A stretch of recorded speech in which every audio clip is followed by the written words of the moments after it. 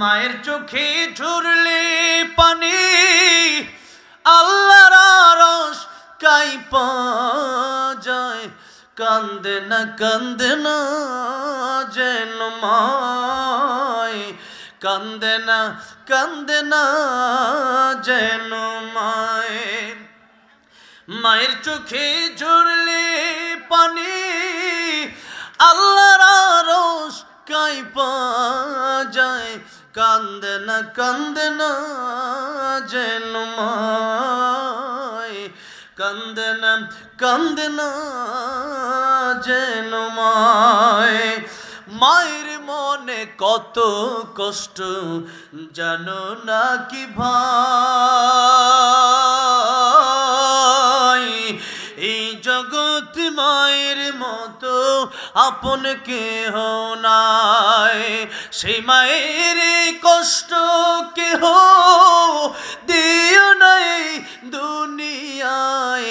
কান্দে না যেন মায়, কান্দে না যেন মায়। মায়ের চোখে ঝরলে পানি আল্লাহর আরশ কাঁইপা যায়। কান্দে না যেন মায়, কান্দে না যেন মায়। আমার নবী একবার দেখলেন কবর আযাব হয়, আমার নবী সেই লোকের জন্য 3 বার দোয়া করলেন, আল্লাহ তার কবর আযাব মাফ করে দাও। তখন আমার আল্লাহ বললেন, ও নবী, এর কবরের আযাব মাফ হবে না। আল্লাহ বললেন, তার মা যতক্ষণ তারে মাফ না করবে না, এই কবরের আযাব আমি আল্লাহ মাফ করব না। তার মায়ের সাথে রাসূল সাল্লাল্লাহু আলাইহি ওয়াসাল্লাম দেখা করলেন, বললেন, এই যুবকের মা কি তুমি? মহিলা বললেন, ইয়া রাসূলুল্লাহ আমি। নবী বললেন, তারা মাফ করে দাও। মহিলা বললেন, আমি মাফ করব না, সে আমাকে এত আঘাত এত কষ্ট জীবনে দিয়েছে, আমি তারা মাফ করব না। তখন আল্লাহ নবী দোয়া করেন, আল্লাহ আমারও যেমন তুমি কবরে আযাব দেখাও, তার মারেও তুমি একটু কবরে আযাব দেখায় দাও। আল্লাহ দোয়া কবুল করলেন। মা যেই মাত্র কবরে আযাব দেখায়, মাকে আল্লাহ যেই মাত্র কবরে আযাব দেখায় দিছে, মা একটা চিৎকার মারছে, ইয়া রাসূলুল্লাহ কবরে আযাব এত ভয়ঙ্কর, আমার ছেলের আযাব হচ্ছে, যত কষ্টই দেখ না কেন আমি মা সহ্য করতে পারি না, আমি মাফ করে দিলাম। যেরকম সুবহানাল্লাহ, যেই মাত্র মা বলছে আমি মাফ করে দিলাম, সাথে সাথে আল্লাহ কবরে আযাব মাফ করে দিয়েছে। ইমামে আজম ঠিক আছে, এই নাস্তিক আর উমাইয়া খলিফা মানে তিনি আবার বাদশাহ, তা বাদশাহ দাওয়াত দিচ্ছে, এটা তোর ব্যাপার। তো চিন্তা করলেন যে হুজুরে দাওয়াত দিচ্ছি, ঠিক আছে দেরি করে আইছে, কিন্তু মানে অনেক দেরি হয়ে গেছে। তো হুজুর এই যে এত দেরি করলেন, আসলে কোনো বিপদে পড়ছিলেন, রাস্তাঘাটে কোনো সমস্যা হয়েছে, নদীতে কোনো প্রবলেম হয়েছে? একটা নদী পারলেই বাদশার বাড়ি, আর নদীর ওই পারে ইমাম আজম আবু হানিফার বাড়ি। তো ইমাম আজম আবু হানিফা বললেন, দেখেন আসলে যখন আমি আসলাম নদীর পারে, তখন দেখি নৌকা নাই। তখন আমি চিন্তা করলাম যে যামো কি দিয়া, এখন এই চিন্তা করিয়া দেখলাম নৌকা যখন নাই, কিন্তু হঠাৎ করে দেখলাম কোন জায়গাতে একটা গাছ বাইসে আসছে, মোটা গাছ, যেই গাছ দিয়ে নৌকা বানায় কাঠ দিয়া। তো এই গাছ যখন অটোমেটিক আমার সামনে আসলো, আমি গাছই কই থেকে, এরপরে দেখলাম এই গাছ আবার একলা কেনা জানি করার দিয়ে কাটলো, কাটার পরে এই গাছ আবার নৌকা বানায় লিছে কেটা। এরপর নৌকা বানানোর পরে এরপর মাঝি নাই, নৌকা দিয়ে আমার সামনে আইছে, আমার সামনে এসে আমি উঠছি, উঠার পরে এবার চিন্তা করলাম যে এবার নৌকা কি চলে কিনা, এখন দেখি মাঝি নাই, নৌকা অটোমেটিকলি আমার এই পারে নামায় দিয়ে গেছে। যাক, এখন নাস্তিকের মাথা গরম, কই কি রে মাঝি নাই নৌকা চলে কেমনে? এরপরে নৌকা কেউ বানাইলো না, একটা গাছে পড়ছে, এটা কাইটটা নৌকা বানাইছে, এটা কি সম্ভব নাকি? আরে আপনি তো ইমামে আজম, আপনি দেখি মূর্খ। এবার ইমাম আজম আবু হানিফা যেই জন্য কথাটা বলছে, এই কথাটা এবার মানে উনি মনে মনে কয়, আমি তো এই জন্যই বলছি তুমি আমার মূর্খ বলবা, আর তোমার আমি পরের উত্তরটা দিব। এই জন্য এবার ইমাম আজম আবু হানিফা বলতেছেন, আরে মূর্খ আমি না, মূর্খ তো তুমি হতে পারো। সাধারণ একটা নৌকা, এই নৌকা যদি বানানোর জন্য মিস্ত্রি লাগে, আর যদি চালানোর জন্য মাঝি লাগে, তাহলে এত বড় একটা পৃথিবী, তোমার এত সুন্দর একটা দেহ, মায়ের পেটের ভিতরে সেই নুতফা থেকে আল্লাহ বানালেন, এমনি হয়ে গেছে বুঝি। এবার নাস্তিকের মাথা খুলে গেছে, কালিমা পড়ে মুসলমান হয়ে গেছে। সুবহানাল্লাহ। ভাইরা আমার, বাবাজিরা আমার, তো নাস্তিকরা তো বলে আল্লাহ নাই। তো এখন আল্লাহ যদি না থাকে, তো নাস্তিকদের কথা, এখন আমরা তো মানি যে আল্লাহ আছে, তাহলে আমানতু বিল্লাহি, আল্লাহ যে আমাদেরকে বানাইছে, আল্লাহ যে আমাদের রব, এটা আমরা বুঝি। ও মালাইকাতিহি, ফেরেশতাদেরকে আমরা বিশ্বাস করি। এরপরে কি, ওয়া কুতুবিহি, এখন এই কুতুবিহি আল্লাহর যত নাজিল কিন্তু কিতাব আছে, এই সমস্ত কিতাব আমরা বিশ্বাস করি। তো আল্লাহর সমস্ত নাজিল কিতাবের ভিতরে শ্রেষ্ঠ কিতাব কোনটা বলেন? আল কোরআন। এখন কোরআন শরীফের কথা, কোরআন শরীফের ভিতরে পুরা কোরআন, এই কুতুবিহির ভিতরে কোরআন শরীফের পুরা 114টা সূরা ঢুকে গেছে, সবগুলো আয়াত ঢুকে গেছে, সবগুলো অক্ষর ঢুকে গেছে। এখন যদি কোনো বায়ের নক্তা যদি কেউ কাইটা, নক্তাটা খালি নিচে ছিল বিসমিল্লাহর বা নক্তা নিচে, এটা আপনি উপরে উঠাই দিলেন, নুন বানা দিলেন, কি ঈমান থাকবে? ঈমান থাকবে? কোরআন শরীফের একটা নক্তা পরিবর্তন করার ক্ষমতা পৃথিবীর কোনো মানুষের আছে? নাই। ঈসা আলাইহিস সালাম ওনাকে যখন ছোটবেলায় ওনাকে একজন উস্তাদের কাছে দেওয়া হলো পড়ানোর জন্য, উস্তাদ বলতেছেন তুমি পড়ো আলিফ। ঈসা আলাইহিস সালাম বলতেছেন হুজুর আলিফ কি জন্য আলিফ হইল? আলিফ যে খাড়া রইছে এটা কি লিগা? আলিফের নিচে নক্তা নাই, উপরে নক্তা নাই, ডাইনে নক্তা নাই, বামে নক্তা নাই, নক্তা নাই কি লিগা? বা তো নক্তা আছে, তা তো আছে, সাথে আছে, আলিফও নাই কেন? হুজুর কয় যে আলিফ ও নক্তা নাই কেন? তো আরেক হুজুর আলিফ খাড়া রইছে কি লিগা? বাড়া হইতে রয়েছে কি লিগা? হুজুর নেই, হুজুর আলিফটা খাড়া রয়েছে কি লিগা? হুজুর কয় যে আলিফ খাড়া রয়েছে কি লিগা, আলিফের নিচে উপরে নক্তা নাই কি লিগা? এই সমস্ত প্রশ্ন আমরা হুজুরে জিজ্ঞাসা করি নাই, আমাদেরকে হুজুর পড়াইছে আলিফ, তুমিও পড়ো আলিফ। ঈসা আলাইহিস সালাম কয় না বুঝে আমি পড়ি না। হুজুর কোন সুবহানাল্লাহ। নবী তো এটা হুজুর তো বুঝতেছে না যে নবী হবেন। আমার আল্লাহ সাহায্য কারো কেউ তো উস্তাদ হতে পারেন না। ঈসা আলাইহিস সালাম বলতেছেন না বুঝে আমি পড়ি না। হুজুর বলতেছেন তাহলে তুমি কও। অনেক সময় স্যারের প্রশ্ন করলে অনেক কিছু ছাত্র আছে, এমনি তো নবী ছিলেন, ওনার ব্যাপার ভিন্ন। আমাদের দেশে কিছু ছাত্র আছে স্কুলেও দেখা যায় স্যার ফেস্ট লাগানোর লেগে উল্টা পাল্টা প্রশ্ন বানায় লইয়া আছে না? স্যার এমন একটা প্রশ্ন, মানে স্যারে যদি এমন কোনো প্রশ্ন নাই এই তুই কি পারবে? যেরকম ঠিক না বে ঠিক। ঈসা আলাইহিস সালামের উস্তাদ তো না, যার কাছে পড়াইতে দিয়েছে উনি বলতেছেন তুমি কি পারবে? ঈসা আলাইহিস সালাম বলতেছেন আমি পারবো। কত তুমি বলো। ঈসা আলাইহিস সালাম কোন না, আমি এই আপনার সামনে বসা আমি নিচে বসবো আর আপনি চেয়ারে বসবেন, ওই তো না। আপনি নিছেন আমি আপনার উপরে যেয়ে আমার উস্তাদের গদি দেন, আমি উস্তাদের গদিতে যাব, আপনি ছাত্রের সিটে আসবেন, তাহলে আমি আপনারা শিখাবো। হুজুর কোন সুবহানাল্লাহ। ঈসা আলাইহিস সালাম যেই মাত্র উস্তাদের গদিতে বসলেন, ঈসা আলাইহিস সালাম দেখে বললেন আলিফ এইভাবে দাঁড়ায় আছে, এর কারণ হচ্ছে আলিফ যে লেখা হয়েছে আরবিতে, আলিফ যেইভাবে লেখে একও সেইভাবে লেখে। আরবিতে আলিফ টান মারলে আলিফ হয়ে যায়, আবার এক যে লেখা আলিফ ওইটা কেমনে টান দিলেই এক। আরবিতে টান দিলেই কি এক, বাংলা এমনে এক, আর আরবি এক হইল আলিফটা যেমন একটাও এমন।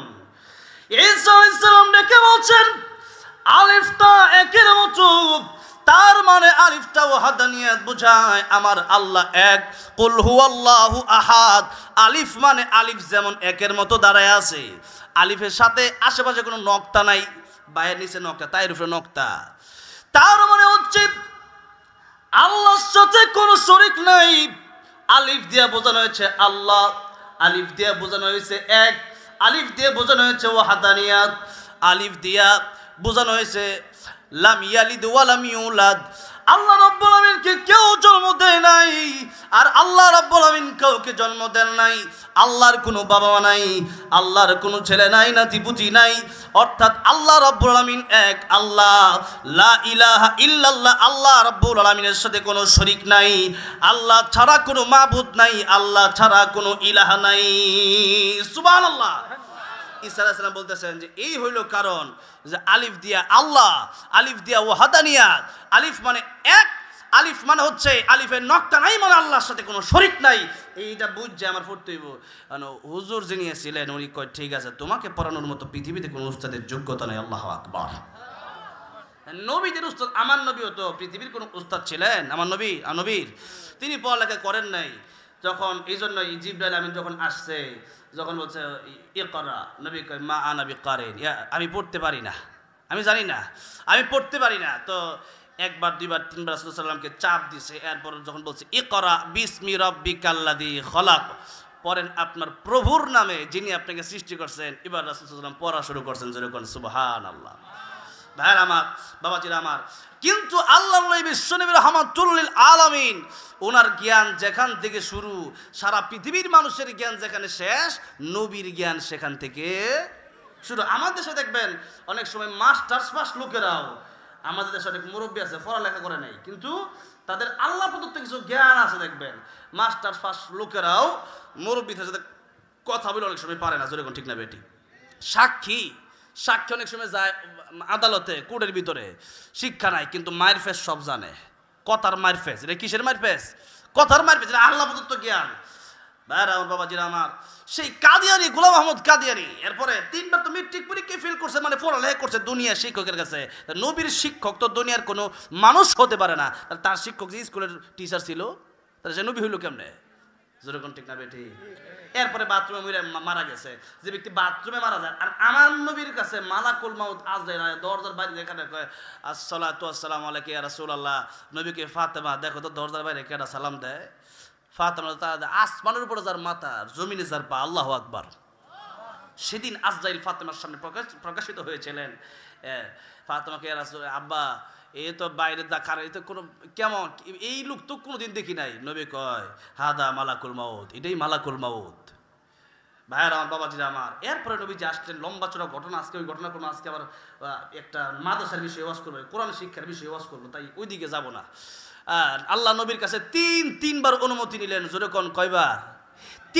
তিনবার মালাকুল মাউত নবীর কাছ থেকে অনুমতি নাই মৃত্যুর আগে।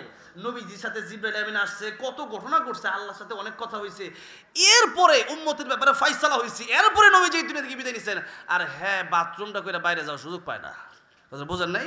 এই লোক বলে আবার নবী, আবার তার পক্ষে আবার এই দেশের লোকও আছে, আবার এই দেশে তার পক্ষে কাদিয়ানিকে নবী বানায়া এরপরে মুসলমানদের ইমান ধ্বংস করতেছে। তাহলে যেই কথা বলতেছিলাম, আমাদের ইমান কেড়ে নেওয়ার জন্য এই দালাল, এই কাদিয়ানি, হিজবুত, শয়তান, এরপরে আহলে হাদিস, এরপরে বিভিন্ন ফেতনার লোক আছে না নাই? জোরে বলেন। কিন্তু আমাদের জীবন আমরা দিতে পারি, ইমান দিতে পারি না। ভাইরা আমার, বাবাজিরা আমার, এত বড় একটা নিয়ামতের ইমানের কথা বলতে গিয়ে অনেক সময় কাটাই দিলাম। ইমানের মতো একটা দৌলত আল্লাহ আমাদেরকে দান করেছেন, সেই জন্য হৃদয়ের গভীর থেকে ইমানের মতো দৌলত পেয়ে জোরে সোরে মুহাব্বতের সাথে আল্লাহ রাব্বুল আলামিনের প্রেমে মাতোয়ারা হয়ে জোরে বলেন আলহামদুলিল্লাহ। এবার আসেন সামনে আলোচনার দিকে যাই। মোটামুটি একটু কষ্ট যেতেছে মনে হয় নাকি? আচ্ছা ঠিক আছে, একটু 1-2 ঘন্টা কি দেওয়া যাইব? আচ্ছা, এবার আসুন আপনাদের সামনে সূরা রহমান। আল্লাহ নবী বলেন যে কোরআন শরীফে সব জিনিস একটা সৌন্দর্য আছে। কোরআন শরীফে যত সূরা আছে সবচেয়ে সুন্দর সূরা হলো সূরাতুর রহমান। যেরকম সুবহানাল্লাহ। এই সূরাতেই, এই সূরার প্রথম কয়েকখানা আয়াতে কারিমা আপনাদের সামনে আমি তেলাওয়াত করেছি, যেই সূরাটা আল্লাহ রাব্বুল আলামিন নিজে তার বান্দাদেরকে জান্নাতের ভিতরে তেলাওয়াত করে শোনাবেন। জোরে কোন সুবহানাল্লাহ। আল্লাহ তেলাওয়াত করে শোনাবেন, সুবহানাল্লাহ কইতেন না। আর আল্লাহ রাব্বুল আলামিন কিয়ামত জান্নাতে যাওয়ার পরে জান্নাতি মানুষদেরকে সালাম দিবেন। জান্নাতে যাওয়ার পরে আল্লাহ রাব্বুল আলামিন জিজ্ঞাসা করবেন, ও জান্নাতীরা, তোমাদের কি আরো কোনো নিয়ামত পাওয়ার বাকি আছে? তখন সাধারণ জান্নাতীরা বলবে, আল্লাহ আর কত নিয়ামত, কোরআন শরীফে যা বর্ণনা করছেন 3 গুণ বর্ণনা হয়েছে কোরআন শরীফে, কোরআন শরীফের বর্ণনা অনুযায়ী কোরআন শরীফের 3 গুণ বর্ণনা হয়েছে, আর আমরা জান্নাতের ভিতরে এসে 97 গুণ বেশি পেয়েছি। যেরকম সুবহানাল্লাহ। কিন্তু সেই দিন ওলামায়ে কেরাম যারা থাকবে, আল্লাহর ওলি যারা থাকবে, তারা কিন্তু চুপ করে থাকবে। আল্লাহ যেন মনে হয় কিচ্ছু পাইছে না। কারণটা কি? কারণটা দেখেন, আব্দুল কাদের জিলানী রাহমাতুল্লাহ তিনি একটা শের বলতেন, বলবো? তিনি বলতেন, জান্নাত দোজখ সে ইয়া রব क्या करो, জান্নাত দোজখ সে ইয়া রব क्या करो, आरज़ू है मैं तुझसे देखा करो। আল্লাহ রাব্বুল আলামিন, জান্নাত জাহান্নাম দিয়ে আমি কি করব? আল্লাহ রাব্বুল আলামিন, আমার জীবনের সবচেয়ে বড় ইচ্ছা হচ্ছে তোমার সাথে আমি দেখা করব, তোমার আমি দেখতে চাই। জাহান্নামে যদিও তুমি আমার দিয়া দাও, জান্নাত যদি আমি নাও পাই, জাহান্নামে থেকেও যদি তুমি আল্লাহকে আমি আব্দুল কাদের একটা নজর দেখতে পারি, আমি আব্দুল কাদের জিলানীর অন্তরে আর কোনো দুঃখ থাকবে না। এই হলো জান্নাতে যাওয়ার পরে। কারণ সাধারণ মানুষ যারা, এরা তো অনেকেই জান্নাতে যাওয়ার আশায় জাহান্নাম থেকে বাঁচার ভয়ে ইবাদত করে, কিন্তু আল্লাহর ওলি যারা, হক্কানি ওলামায়ে কেরাম যারা, তারা কিন্তু জান্নাতে যাওয়ার লাগি ইবাদত করে না, তারা শুধু জান্নাতে যাওয়ার জন্য ইবাদত করে না, জান্নাতের চাইতে বেশি তাদের আশা আকাঙ্ক্ষা হচ্ছে, ইচ্ছা হচ্ছে যে আল্লাহ রাব্বুল আলামিনের দিদার, আল্লাহর সাক্ষাৎ, আল্লাহর প্রেমে আল্লাহ পাওয়ার জন্য তারা বেশি ইবাদত করে। সুবহানাল্লাহ। আল্লাহ পাওয়ার আশায়। আর জান্নাতের ভিতরে যত নিয়ামত, এর ভিতরে সবচেয়ে বড় নিয়ামতের নাম হচ্ছে আল্লাহর দিদার। যেরকম কি আল্লাহ দিদার সূরা কাহফের শেষ আয়াতে আল্লাহ বলেছেন فمن كان يرجو لقاء ربه فليعمل عملا صالحا ولا يشرك بعبادة ربه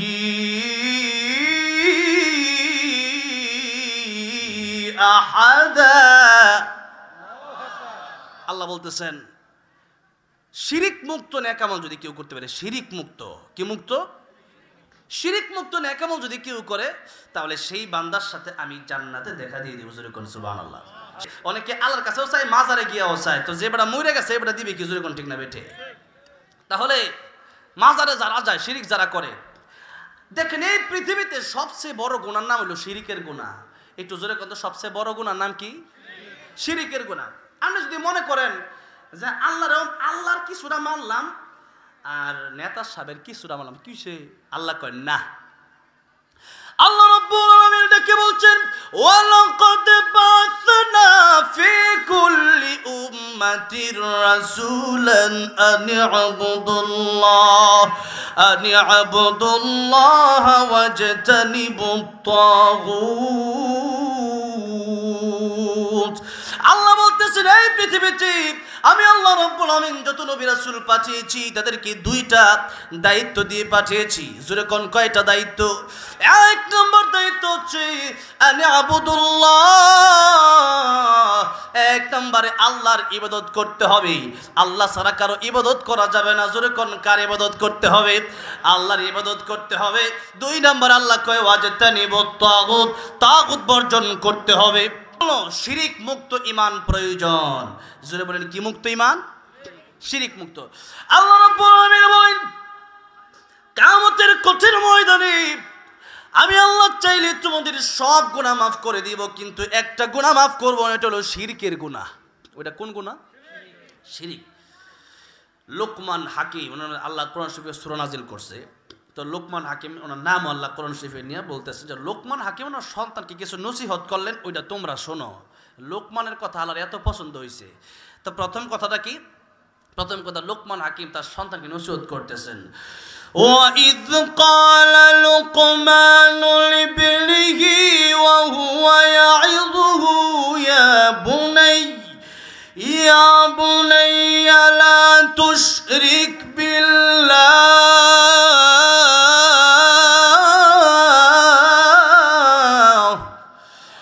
إِنَّ الشِّرْكَ لَظُلْمٌ عَظِيمٌ।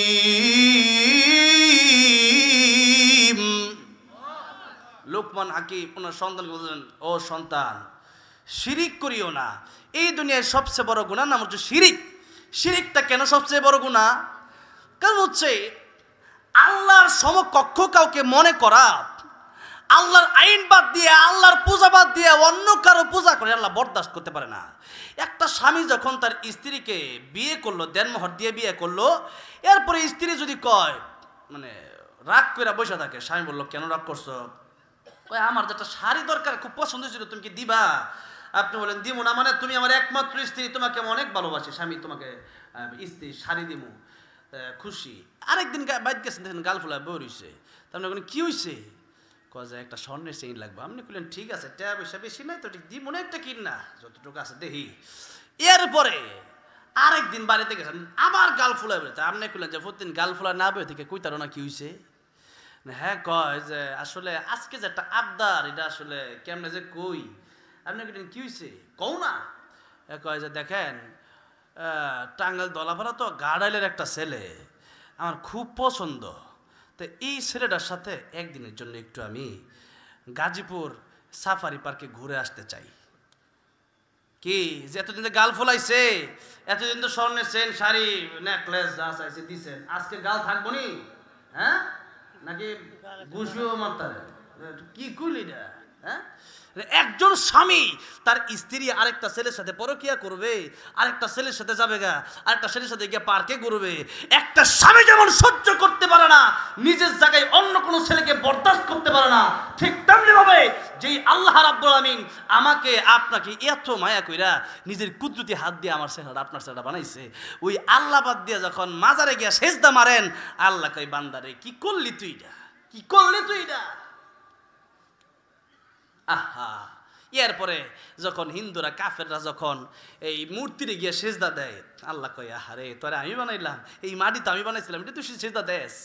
আল্লাহ কয় ইন্নাল্লাযীনা তাদউনা মিন দুনিল্লাহি লা ইয়াখলুকু যুবাবান ওয়ালাউ ইজতামাউ লাহু وَإِن يَسْلُبْهُمُ الذُّبَابُ شَيْئًا لَّا يَسْتَنقِذُوهُ مِنْهُ ضَعْفَ الطَّالِبِ وَالْمَطْلُوبِ।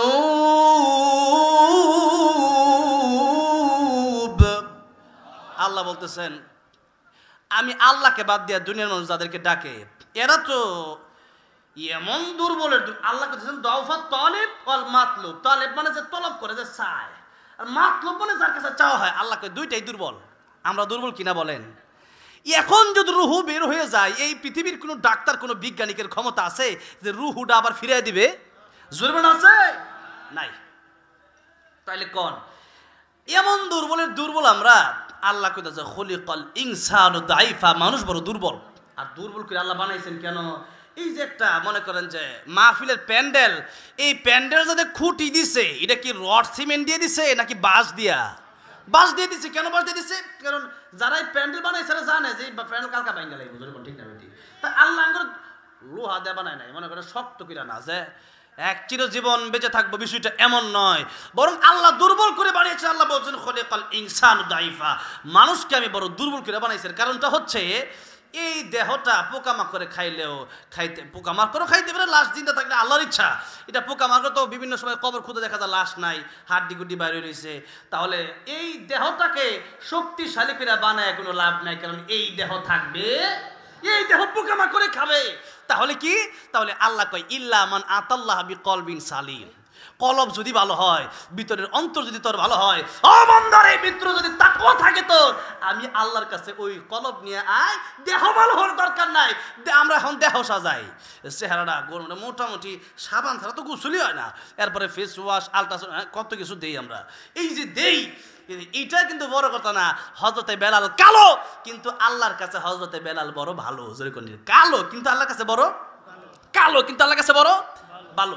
আল্লাহ রাহমাতুল লিল আলামিন জান্নাতের ভিতরে মেরাজের রজনীতে যখন গেলেন, আল্লাহর নবী কার হাঁটার আওয়াজ শুনতেছেন। আল্লাহর নবী বলেন জিবরাইল, জান্নাতের ভিতরে আমি আসলাম, কিন্তু আমার আগে কে যেন জান্নাতের ভিতরে হাঁটে, কার টক টক আওয়াজ যেন শোনা যায়।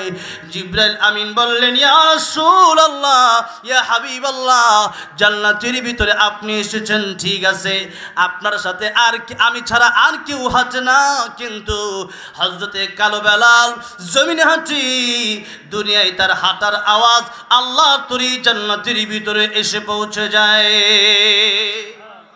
হযরতে কালো বেলাল হাঁটে, আর তার হাতের আওয়াজ আল্লাহর তরি জান্নাতের ভিতরে পৌঁছে যায়। তাহলে বলেন হযরতে বেলালের সম্মান কম না বেশি?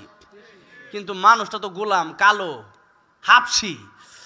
সেই হযরতে বেলাল রাদিয়াল্লাহু আনহু এত কালো, এরপরও আল্লাহর কাছে মর্যাদা বেশি, এত ভালো। তাহলে চেহারা দিয়ে দাম আছে? লাভ আছে? লাভ নাই। আর আবু লাহাব রে, আবু লাহাব কয় কি লিখে জানেননি? আবু লাহাব মানে লাহাবের বাপ, লাহাব মানে অগ্নিশিখা। তো এই যে অগ্নিশিখা, আবু লাহাব এত সুন্দর ছিল, তার চেহারাটা ছিল লাল টকটকে, মানে অনেকের চেহারা সুন্দর, লাল সুন্দর যারা, তা আবু লাহাব ছিল এত সুন্দর, খুবই সুন্দর ছিল আবু লাহাব। এই আবু লাহাব মানে হচ্ছে অগ্নিশিখা, মানে সুন্দরের বাপ কইতো আর কি, এরকম কথা। তো এই হচ্ছে অগ্নিশিখার বাপ, মানে এত সুন্দর ছিল, আগুনের মাথাটা অগ্নিশিখা বলা হয়।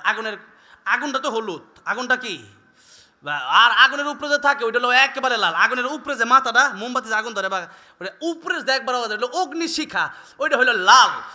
আবুল হাব কি বলে তো লাহাবের বাপ, আবুল মানে বাপ, তা আবুল হাব মানে লাহাবের বাপ মানে অগ্নিশিখা মানে সুন্দরের বাপ এক হিসাবে। আবুল লাহাব এত সুন্দর ছিল, এত সুন্দর হয়ে গেলে কই গেল? জান্নাতে গেল না জাহান্নামে গেল? কেন? আবুল হাব সুন্দর হয়ে জাহান্নামে যায় আর কালো বেলাল কালো হয়ে জান্নাতে যায়। আল্লাহর কাছে মর্যাদা এত বেশি, তাহলে কি চেহারা সুন্দর করে লাভ আছে না ভিতরে সুন্দর করতে হইব? আর তো জোরে কম, ভিতরে সুন্দর করতে হইব।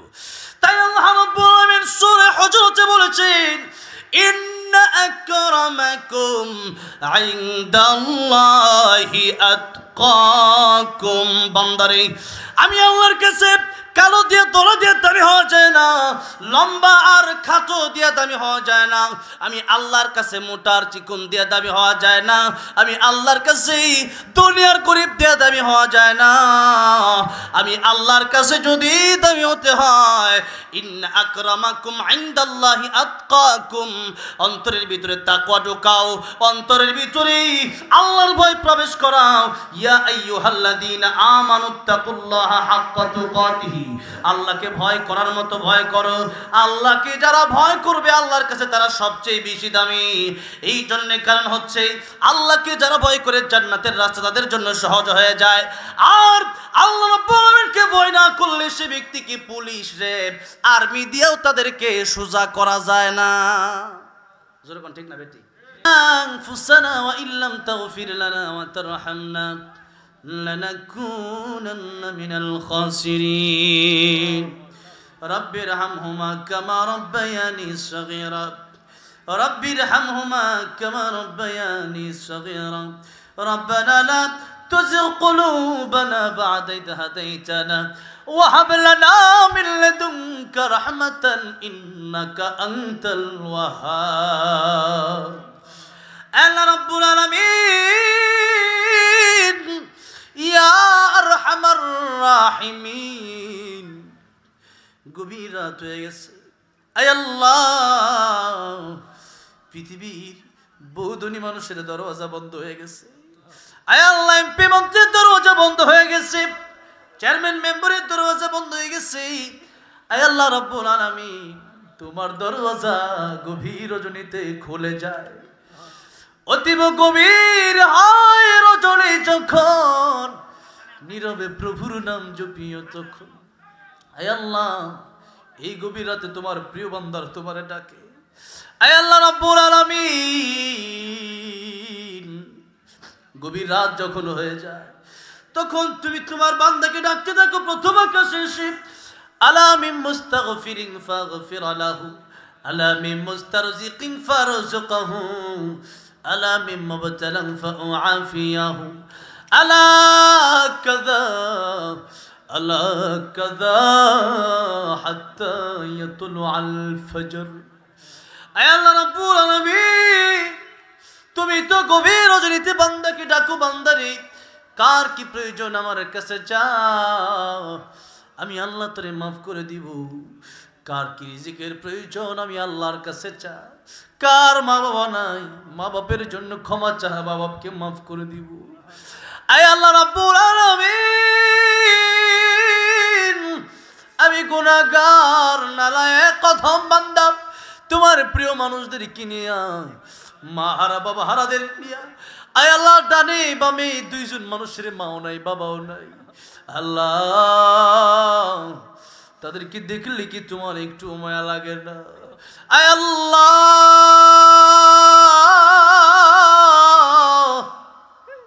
তোমার চাইতে দয়া মায়া বেশি আর কার আছে? আয় আল্লাহ তুমি রহমান রহিম গফফার।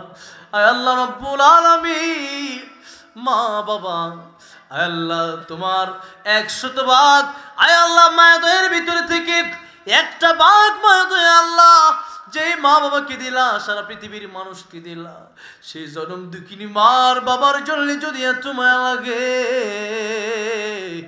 এত আল্লাহ দয়া লাগে, আয় আল্লাহ তোমার দয়া মায়া কত বেশি। আয় আল্লাহ রাব্বুল আলামিন, জীবনের গুনাহ আল্লাহ অনেক বেশি তাও জানি, তোমার রহমত অনেক বেশি আল্লাহ তাও জানি। আল্লাহ দুটাকে যদি একসাথে করা হয়, আয় আল্লাহ আমাদের গুনার চাইতে তোমার রহমান রহিম নামের পাওয়ার কোটি কোটি গুণ বেশি। আয় আল্লাহ তুমি মাফ না করলে কোথায় যাব? আয় আল্লাহ এই মাহফিলে কেউ টাকার জন্য আসে নাই, কেউ খাওয়ার জন্য আসে নাই। আয় আল্লাহ দামি দামি এসি, আয় আল্লাহ ফ্যান ল্যাম্প তো সব পরিবার ছেড়ে ভালো একটা বসার জায়গাও নেই। আয় আল্লাহ তাকে দেখো কত মানুষ মাটির উপরও বসে আছে। আয় আল্লাহ কত মানুষের গরম লাগে। আয় আল্লাহ রব্বুল আলামিন কত মানুষ আমি অনেকেই খাবারও খায় নাই। আয় আল্লাহ তোমারে ভালোবাসে, আয় আল্লাহ তোমার নবীরে ভালোবাসে, আয় আল্লাহ কোরআনকে ভালোবাসে, আয় আল্লাহ মাদ্রাসাকে ভালোবাসে এখানে বসে আছে। আয় আল্লাহ রাব্বুল আলামিন যারা তোমারে ভালোবাসলো, আয় আল্লাহ তুমি কি তাদেরকে ভালোবাসবা না? তুমি কি তাদেরকে মাফ করবা না? আয় আল্লাহ গুনার দিকে তাকাইও না। আয় আল্লাহ মেহেরবানি করে মাফ করে দাও। আয় আল্লাহ আমাদেরকে মাফ করলে তোমার কোনো ক্ষতি হবে না, মাফ না করলে তোমার কোনো লাভ হবে না। আল্লাহ রাব্বুল আলামিন দুনিয়াতে একজন মানুষ মানুষের কাছে চাইলে কিছু না কিছু তারা দিয়ে বিদায় করে দেয়, কেউ না দিলে আরেকজন তারা দেয়। তুমি না দিলে আমরা কার কাছে যাব? আয় আল্লাহ রাব্বুল আলামিন ক্ষমা যদি না করো আল্লাহ, তোমার দরজা ছাড়ার কোনো দরজা আমাদের নাই। তোমার মতো আল্লাহ, তোমার মতো মাবুদ আমাদের আর নাই। আল্লাহ দয়া করে মেহেরবানি করিয়া আমাদের জিন্দেগির গুনাহ তুমি মাফ করে দাও। আল্লাহ রাব্বুল আলামিন আমার ডানে বামে দুইজন মানুষ, কারো মা বাবা কেউ নাই। আল্লাহ রাব্বুল আলামিন যে মা বাবাকে দেখলে আল্লাহ কবুল হজের সব হয়ে যায়। আয় আল্লাহ রাব্বুল আলামিন ছোটবেলায় দেখেছি মাদ্রাসায় যখন যাই, আয় আল্লাহ রাব্বুল আলামিন এই মা বাবা সেই মা জনম দুঃখিনী। আয় আল্লাহ সবাই বাড়িতে থাকে, কেউ পিছে পিছে হাঁটে না। আয় আল্লাহ জনম দুঃখিনী মা, আয় আল্লাহ পিছনে পিছনে গাড়িতে উঠার আগ পর্যন্ত হাঁটতে থাকে। আল্লাহ সে ডিম মুরগি ডিম, দুইটা ডিম সন্তানের জন্য রাইখা দেয়। আয় আল্লাহ 5টা কলা খাওয়ার পরে আল্লাহ মা খায় না, সন্তানের জন্য রাইখা দেয়। আয় আল্লাহ রাব্বুল আলামিন কত জনের বাবা ঈদের আগে যখন সন্তানের জন্য মার্কেট করতে হয়, সন্তানের জন্য পুরো মাসের বেতন দিয়া মার্কেট কইরা দেয়, নিজের একটা ভালো জুতাও থাকে না। আয় আল্লাহ বাচ্চাটি পড়ালেখা করাইতে গিয়া সব বেতন নিয়া বাবার মনে চাই মিষ্টি খাইতে, বাবা খায় না। বাবার মনে চাই গরুর গোশত খাইতে, বাবা খায় না। বাবার মনে চায় একটা দামি জামা কাপড় পরে ঈদ করতেই বাবা সন্তানের 3টা 4টা জামা দেয়, বাবা ছিঁড়া কাপড় পরে ঈদ করে। আয় আল্লাহ রাব্বুল আলামিন আমেরিকা লন্ডনের খবর টেলিফোনের মাধ্যমে প্রবাসীর খবর নেওয়া যায়। ঘরের পাশে কবর যার নাই কোনো খবর, মা জন্ম দুঃখিনী কবর কেমন আছে জানি না। আয় আল্লাহ বাবা কবরে কেমন আছে জানি না। আয় আল্লাহ রাব্বুল আলামিন মা হারা সন্তান হারা, আল্লাহ বাবা হারা সন্তান কেমনে কাঁদে একটু তাকায় দেখো। আয় আল্লাহ কুদরতের নজর দাও। আয় আল্লাহ রাব্বুল আলামিন দয়া করে মেহেরবানি করে চোখের পানি ফেরত দিও না। আল্লাহ দুনিয়ার মানুষের কাছে এইভাবে কানলে পরে দুনিয়ার মানুষ চোরকেও পেটানি বন্ধ করে দেয়, চোরকে ডাকাতকে মাফ করে দেয়। মা বাবা তার সন্তান যত বেয়াদবি করুক চোখের পানি ছেড়ে মাফ চাইলে মাফ করে দেয়। আয় আল্লাহ তুমি কেন মাফ করবা না ওই পিতামাতাকে, যেই পিতামাতা আমাদেরকে এত দোষের পরও মাফ করে দিল। আয় আল্লাহ মা বাবার চাইতে তোমার দয়া কি কম। আয় আল্লাহ রাব্বুল আলামিন ওই কবরের আযাব থেকে প্রত্যেকটা মা বাবাকে তুমি রক্ষা করো। ওই কবরগুলো মা বাবার কবর, আল্লাহ মুসাফির আইলেতেম সন্তানদেরকে নিয়ে দোয়া করি, তুমি রহমান, তুমি রাহিম, তুমি গফফার নাম তাহলে তোমার কেন আল্লাহ সন্তানের চোখের পানি দেখে কি তোমার মায়া লাগে না? আল্লাহ এই মুহূর্তে কবর জান্নাতের বাগান বানায়া দাও, আল্লাহ জান্নাতের টুকরা বানায়া দাও, আল্লাহ আল্লাহ জান্নাতুল ফেরদৌস নসিব করে দাও আল্লাহ। আল্লাহ ওই পিতামাতার কবর তুমি আযাব দিও না আল্লাহ। আল্লাহ তোমার রহমান রহিমের পাওয়ার অনেক বেশি আল্লাহ, তোমার রহমান রহিম নামের দিকে তাকাও, ইতিম সন্তানের দিকে তাকাও, আল্লাহ চোখের পানির দিকে তাকাও। আল্লাহ বাবা মার কবর আযাব মাফ করে দাও আল্লাহ রাব্বুল আলামিন। অনেকের দাদা দাদি নানা নানি শ্বশুর শাশুড়ি আত্মীয় স্বজন পাড়া প্রতিবেশী অন্ধকার কবর জান্নাতের বাগান বানায়া দাও। আয় আল্লাহ রাব্বুল আলামিন এই মাদ্রাসাকে তুমি কবুলের মঞ্জুর করে নাও। আয় আল্লাহ দলাপাড়া আল খালিক মাদ্রাসাকে তুমি কবুল করে নাও। আয় আল্লাহ রাব্বুল আলামিন আব্দুল খালিক সাহেবের কবর জান্নাতের বাগান বানায়া দাও। আয় আল্লাহ রাব্বুল আলামিন অত্র এলাকার প্রত্যেকটা মুর্দিগানের কবর জান্নাতের বাগান বানায়া দাও। আল্লাহ রাব্বুল আলামিন আমরা যারা হাত বাড়াইলাম জানি না কার মনে কি নেক বাসনা, তুমি আলিমুল গায়ব, প্রত্যেকের মনের নেক বাসনা পুরা করে দাও। আয় আল্লাহ প্রত্যেকের অভাব দূর করে দাও, পেরেশানি দূর করে দাও। আয় আল্লাহ বিপদ আপদ বালা মুসিবত থেকে হেফাজত করো। আল্লাহ এই মাদ্রাসার সমস্ত হাজাত তোমার গায়বী খাজানা থেকে ব্যবস্থা করে দাও। আয় আল্লাহ আমার মাদ্রাসা তাশরিফ ইন্টারন্যাশনাল মাদ্রাসাকে আল্লাহ তুমি কবুল মঞ্জুর করো। পৃথিবীর প্রত্যেকটা মাদ্রাসাকে আয় আল্লাহ রাব্বুল আলামিন তুমি কবুল মঞ্জুর করো। আয় আল্লাহ রাব্বুল আলামিন এই মাহফিলকে তুমি কবুল আর মঞ্জুর করো। কাল কিয়ামতের কঠিন ময়দানে আজকের মাহফিল আমাদের নাজাতের ওসিলা বানায় দিও। আল্লাহ অনেকে দোয়া চাইছে আল্লাহ অনেকে অসুস্থ, আল্লাহ তুমি শিফায়ে কামিলা আজলা দান করো।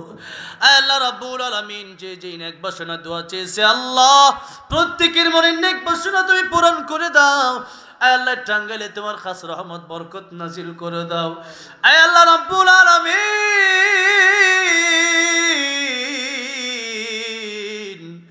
আখিরি ফরিয়াদ, জানি না কার জন্য মালাকুল মাউত আজরাইল দাঁড়ায় আছে, জানি না কার জন্য কাপড়ের কাপড় ইতিমধ্যে বাজারে চলে আসছে। আয় আল্লাহ রাব্বুল আলামিন পরিপূর্ণ মুসলমান হতে পারি নাই, খাঁটি ইমানদার হতে পারি নাই। আল্লাহ বলে ওয়ালা তামুতুন্না ইল্লা ওয়া আনতুম মুসলিমুন, মুসলমান না হয়ে কবরে এসো না, কবরের অবস্থা ভালো হবে না, কবরটা জাহান্নামের গর্ত হয়ে যাবে। আল্লাহ কবরে চাপার জাহান্নামের আগুন সবার মতো ক্ষমতা আমাদের নাই। আল্লাহ রাব্বুল আলামিন মেহরবানি করে খাঁটি মুসলমান না বানায় কাউকে কবরে ডাক দিও না, খাঁটি ইমানদার না বানায় কাউকে কবরে ডাক দিও না। আয় আল্লাহ রাব্বুল আলামিন মৃত্যুর সময় যখন হয়ে যাবে, আয় আল্লাহ রাব্বুল আলামিন মালাকুল মাউত যেদিন চলে আসবে, আয় আল্লাহ রাব্বুল আলামিন এই পৃথিবীর মায়া ত্যাগ করে আলো বাতাস ত্যাগ করে অন্ধকার কবরে যেদিন চলে যাব আল্লাহ ইমানের সাথে অটল বিচল রেখে প্রত্যেকের জবানে জারি করে দিও লা ইলাহা ইল্লাল্লাহ মুহাম্মাদুর রাসূলুল্লাহ সাল্লাল্লাহু আলাইহি ওয়াসাল্লাম। আসসালামু আলাইকুম ওয়া রাহমাতুল্লাহি ওয়া বারাকাতুহু।